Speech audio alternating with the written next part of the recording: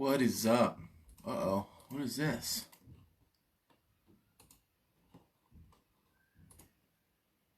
What is going on here? How is everybody doing today? Hope everybody's doing well.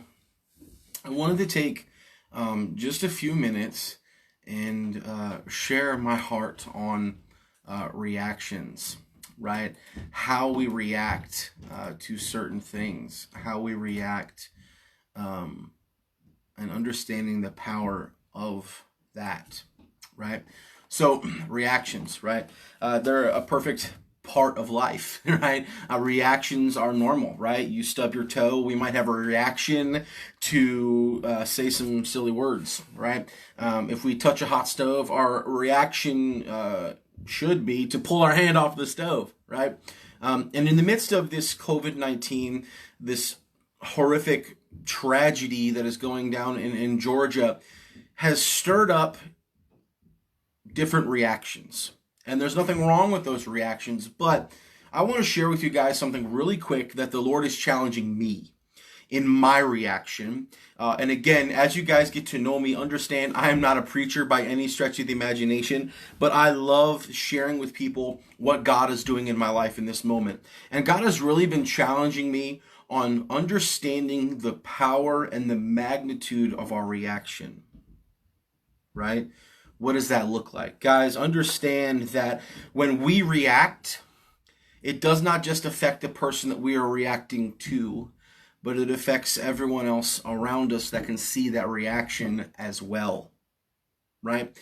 Before I go any further in this video, if you could guys do me a favor and share this, please, please, please, I would love for you guys to do that so that we can get the gospel out there, right? It's not to make me famous, but it's to make Jesus famous. So, guys, understand this.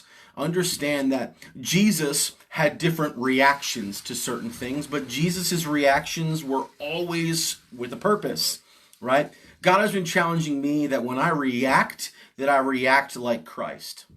So we know that Jesus healed the blind and he healed the sick. And when the men brought their friend down from the ceiling, Jesus' reaction was, "Whoa, dude, by your friend's faith, you are healed." His initial reaction was, "Whoa, check these guys out," right? And when the man was blind and he said, "I can't see," Jesus' reaction was to not just put his hands on his eyes, but to spit in the dirt and to stir it up and to make mud. That is a really weird reaction.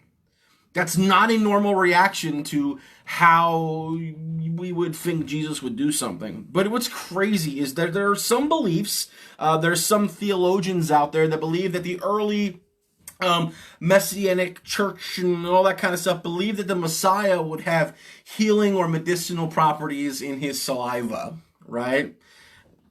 Yeah, look it up for yourself. You'll see it, right? It's kind of but let's entertain that just for a second, right? Jesus' reaction in spitting in the dirt to make mud was not just an aimless one. It wasn't just, I can do this, watch this. But he knew that there might be people around him that would see the reaction of him spitting. See, there were people that didn't necessarily believe that Jesus was the Messiah, but by them seeing him spit in the dirt and then rubbing that mud in his eyes and seeing that he was healed, by the reaction of him doing that, now they see he's the Messiah. Understand that, yes, we have a right to our own opinions, our beliefs, whether fact or fiction, what have you, but understand that our reaction affects everyone else around us. And that's something the Lord's been showing me and charging my heart, is to understand that my reaction is deeper than just if I react to you, if I react to one message. But you know what? Look, man, there are people that I can influence. There are people that you can influence. Whether you believe it or not, you have an influence to someone. You influence somebody, right? But it's important to understand that before they are influenced by your response, they're first going to be influenced by your reaction. And if they're badly influenced on your reaction, you might lose their influence. You might lose your influence on them in your response. right? Does that make any sort of sense there, guys? I hope this is making sense. This is just something, again, that the Lord was really showing me. I just felt the need. I really, really, really needed to share this with you guys, to understand the magnitude of our reactions, right? And that when we sit there and we say, okay, Lord, what am I supposed to say about this? What do you want for me in this very moment? What am I supposed to say? Lord, is what I'm going to say going to edify you? Is it going to edify the body, right? A group of my friends, we have the 24-hour rule. If something makes you mad or it frustrates, stop. Wait 24 hours and come to it. I remember an acronym. Hopefully, Pastor Danny Gibson will see this. And you know what? He taught this at a chapel service over 10 years ago, and it has stuck with me, and it was very simple. You know what? It might be Pastor Brad. I'm pretty sure it was Pastor Danny, but it was one of the two. But it was over 10 years ago, and it was this simple acronym, I think is what they call it, right? Is HALT. Don't make any big decisions when you're hurt, angry, lonely, or tired. Right? Before we just blare out with the reaction or we respond, let our reaction be to halt and to say, hold on, am I hurt about this? Am I angry about this? Do I feel lonely and that's going to cause me to do this? Or am I just really tired and I'm going to be speaking out of the flesh? I really hope this encourages somebody. Please stay tuned for the Loud Pipes Blessed Lives podcast coming up very, very soon. This space is coming along really well. A lot of cool things going on.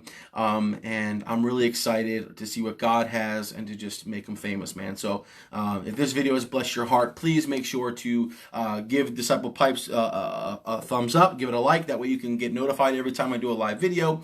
But also share it. That way other people can get the gospel out as well. All right, guys, I love every single one of you, and there's nothing you can do about it. Talk to you guys later. Peace.